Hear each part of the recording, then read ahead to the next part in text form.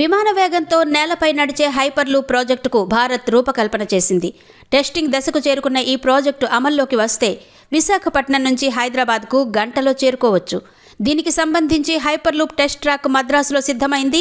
Railway శాఖ సహకారంతో Madras IIT ఈ ట్రాక్ను రెడీ చేసింది. రైల్వే శాఖ మంత్రి అశ్విని వైష్ణవ్ ఎక్స్ వేదికపై ఈ వివరాలు వెల్లడించారు. మద్రాస్ ఐఐటి ప్రాంగణంలో 422 మీటర్ల పొడవైన ఈ హైపర్లూప్ ట్రాక్ సిద్ధంగా ఉందని మంత్రి వివరించారు. ఈ ప్రాజెక్టు కోసం మద్రాస్ ఐఐటికి రైల్వే శాఖ 18 కోట్ల రూపాయలు సమకూర్చింది.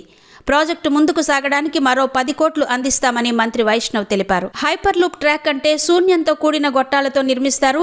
మ్యాగ్నెటిక్ లెవిటేషన్ సాంకేతిక పరిజ్ఞానంతో ఇది పనిచేస్తుంది. రైలు బోగీలను పోలిన ప్యాడ్లు గంటకు 1000 కిలోమీటర్ల వేగంతో ప్రయాణిస్తాయి. అయితే ఈ ప్యాడ్లు పట్టాలను తాకకుండా ప్రయాణిస్తాయి. అలా జైపూర్ నుండి ఢిల్లీ చేరుకోవడానికి 30 నిమిషాలు పడుతుంది.